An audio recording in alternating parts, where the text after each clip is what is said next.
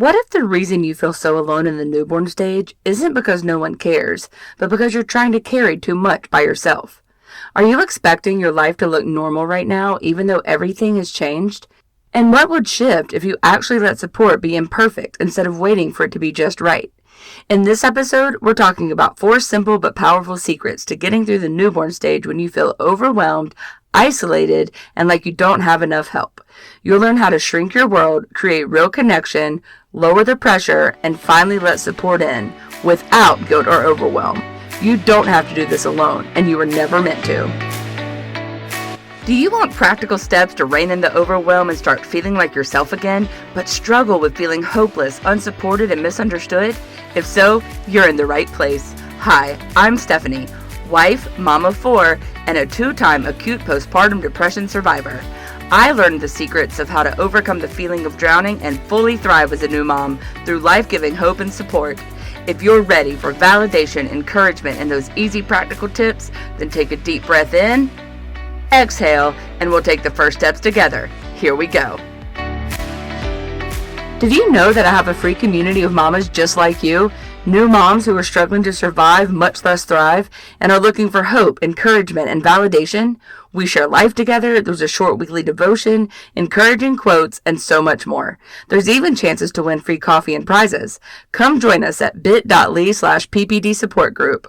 Also, become an insider and get weekly emails from me with the latest episodes and even more support. Sign up at bit.ly/PPD list. Here's a lesson I wish I had learned and accepted a lot sooner. One of the biggest realizations I've had looking back on my journey is this. I was not as alone as I felt, but I also wasn't fully letting people in. I had a husband who loved me deeply, still does. He's steady, calm, patient, the kind of man who would read with our kids, play with them, step in without hesitation, and lead our family with so much care and intention. I had family who showed up, people who would have helped if I had asked. But internally, I carried this pressure that said, it's easier if I just do it myself. It needs to be done a certain way. I should be able to handle this. So even when support was available, I didn't fully receive it. And part of that came from control, but part of it came from something deeper.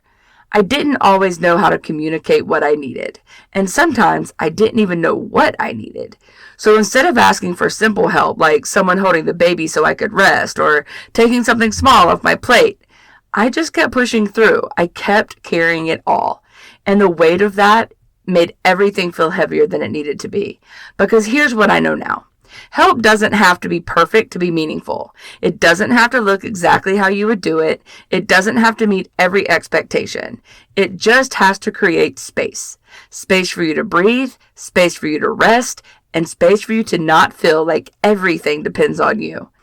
I think about all the times in my life when people showed up imperfectly, like friends who sat with me in hard moments, or the ones who helped in ways that weren't exactly what I would have done, but still mattered. And I see now that I needed more of that in postpartum. Not perfect support, just real support. Because the moment you stop waiting for help to look a certain way is the moment you finally start receiving it. So shrink your world. Focus on less, not more. One of the biggest challenges in the newborn stage is the pressure, spoken or unspoken, to keep life quote unquote normal. You might feel like you should still keep a clean house, stay socially engaged, respond to messages, stay productive, keep up with the routines you had before baby. But here's the truth. Trying to maintain your old life while caring for a newborn often leads to exhaustion and emotional overwhelm. The newborn stage is not a performance season. It is a survival season. And survival requires subtraction, not addition. When you reduce what you expect from yourself, you actually create more emotional space to breathe, rest, and recover. For example, you might start the day with a mental list like clean the kitchen, respond to text, do laundry, shower, take care of baby. And by 10 a.m., you already feel behind. But when you shrink your world down, everything softens. It becomes feed baby, take care of yourself, complete one small task, if possible. That's it. And instead of feeling like you're failing, you start to feel like you're surviving the day successfully. So choose your top 3. This was crucial for me to get through this period. Choose 3 things you have to do in a day. Baby, you, and one small task that is optional, not required. Give yourself permission to pause everything else. The housework, the social obligations, the extra responsibilities, and the shoulds that are not essential can all wait. Right now, less is not laziness, mama. It's protection. Create micro connections instead of waiting for big support. Feeling alone doesn't always mean people aren't there. It often means connection is too infrequent or inconsistent. Many moms expect support to look like long visits, big help sessions, or deep conversations. But in the newborn stage, those things are rare, and waiting for them can actually increase loneliness. What helps more is small, consistent connection. Because your nervous system doesn't just need big emotional moments, it needs regular reminders that you are not alone. Instead of seeing a friend once every few weeks and feeling emotionally starved in between, imagine a quick daily text, a voice note exchange, and a simple thinking of you message. Even a 2-minute check-in can shift your emotional state more than a long visit once a month. Even if you're used to a long visit once a month pre-baby, in your 4th trimester, these things can really help making the switch. You can always switch back later. So you might send a message like, hey, can we check in a couple times a week? I could really use it. That small step opens the door to ongoing connection. And start one micro connection. Daily or every other day text thread with one trusted person. Short voice note exchange or a quick check-in message. And initiate it simply. Hey, would you be open to checking in with me this week? Even short text would really help me right now. You don't need a big village all at once. You need small, steady touch points. Then lower the bar and redefine a good day. One of the quietest sources of pain in the newborn stage is expectation from yourself. You may be holding yourself to a version of life that no longer fits this season, like productive days, clean routines, emotional stability, and independence. But postpartum life changes what success even means. And when expectations stay high, you can feel like you're constantly falling short, even when you're actually doing enough. An example of this, you might end the day thinking, I didn't get enough done. I should have handled more. I'm behind. But if you zoom in, your day may have included feeding your baby multiple times, working and getting through exhaustion, keeping your baby safe and cared for, and simply making it through. That is not failure. That is functioning in a demanding season.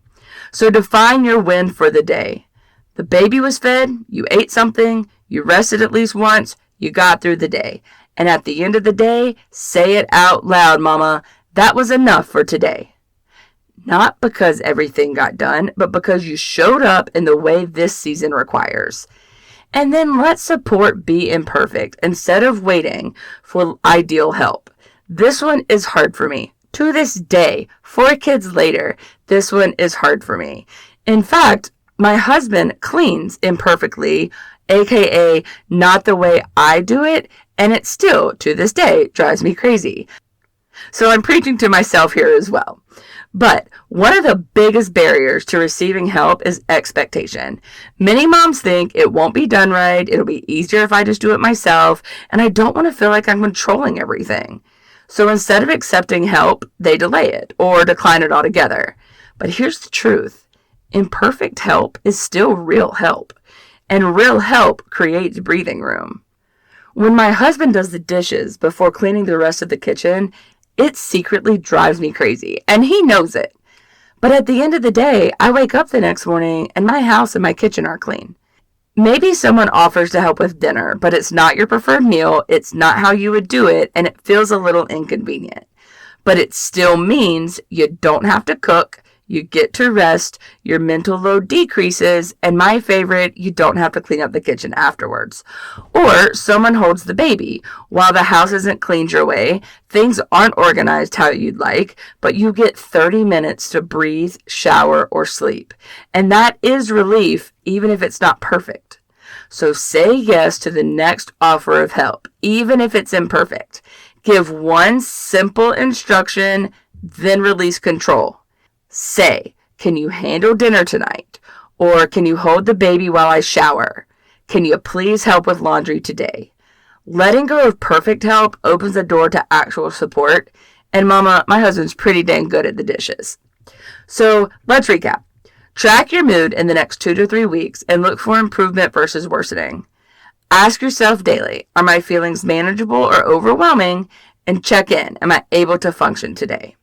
Remember, you don't need to have everything figured out to get through the newborn stage. You just need a smaller world, a few consistent connections, lower expectations, and the willingness to not do it all alone. Mama, you are not behind and you are not failing. You are in a season that requires support, not perfection. There is hope, and I am living proof of that. Remember, Mama, if today's episode was triggering for you and you feel you need additional help to process your thoughts or feelings, please call or text the Postpartum Support International hotline at 1-800-944-4773. You can also find their contact information in the show notes for each of my episodes and on their website by going to postpartum.net. Hi, I hope you enjoyed today's episode of my mom's show. If so, would you take 30 seconds and share it with a mom friend who may be struggling to feel like herself and is in need of some encouragement today? Also, please leave a quick review for the show on Apple Podcasts. It blesses my mom's heart to know this podcast is helping you. Okay, time to go change a diaper and do the school run. I'll meet you back in a few days for another episode. Take care.